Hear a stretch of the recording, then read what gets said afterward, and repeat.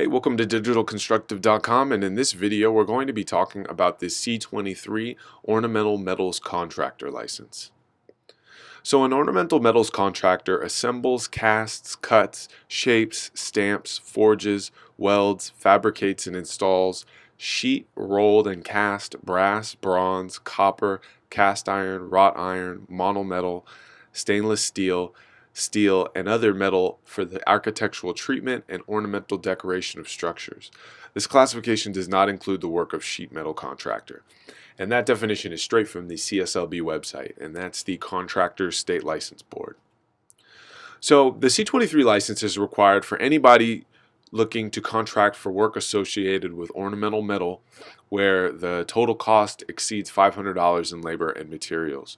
So if you're bidding or charging over $500 for any type of ornamental metal services, then you've got to have a C-23 license.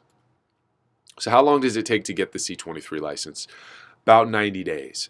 Now, this time can fluctuate. There's situations where people get their license quicker, and there's situations where it takes a little bit longer than 90 days.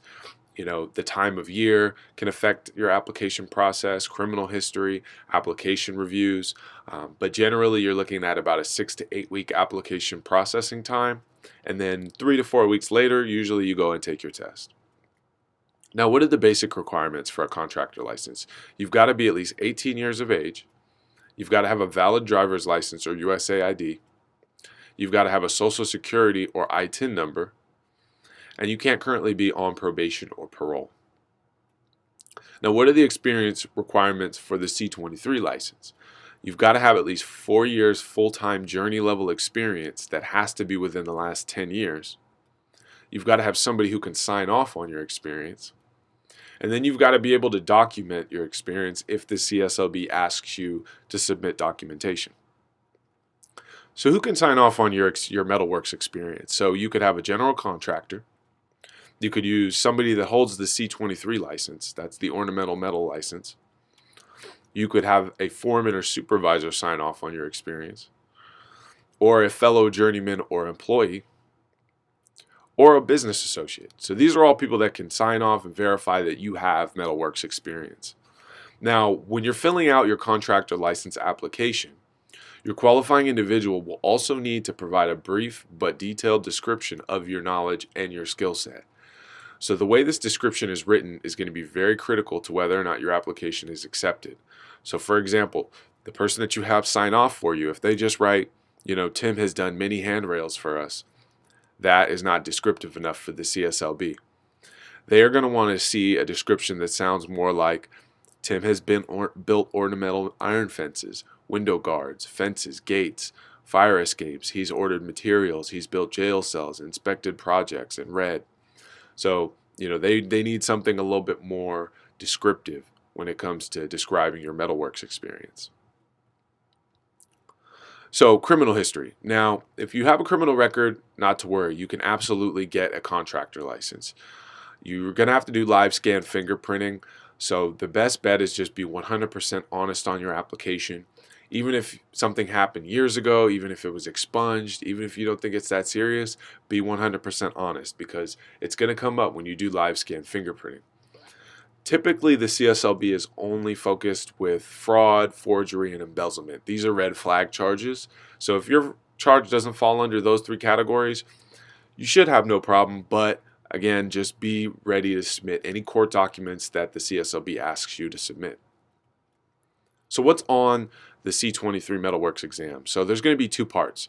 There's going to be 115 questions of contractor law. There'll be another 115 questions specific to metalwork.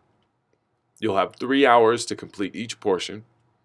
It's a multiple choice exam, and it's done on site on a computer. And you can also bring a translator with you if you need. So the C-23 license exam, 25% of the test is going to be on planning and estimation. 23% is going to be on fabrication. 18% of the test will cover installation. And 12% will cover finishes and repairs. And 22% of the test will cover safety. So for a deeper look at what exactly is going to be on the C-23 license test, you can check out our website, but this is kind of a snapshot of what you want to be aware of and kind of what you want to look at before you go and take the test. So after you pass your C-23 license exam, you'll get your results immediately. Again, it's a computerized test, so you get your results on the spot. And you can retake it, usually within 3 weeks, you can go and retake the test. You'll pay your license activation, and you'll provide what's called a contractor bond number. And then typically you get your contractor license in the mail in about 2 to 3 weeks.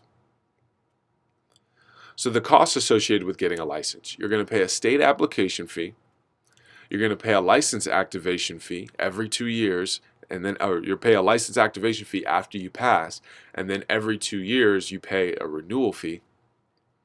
You're going to pay for fingerprinting, which is not included with the CSLB costs. And then you've got to provide a contractor bond. So I've got a separate video covering the most up-to-date costs for the CSLB. You should check that out at the end of this video. The video will appear. And then I've got a video that you'll also see about contractor bonds.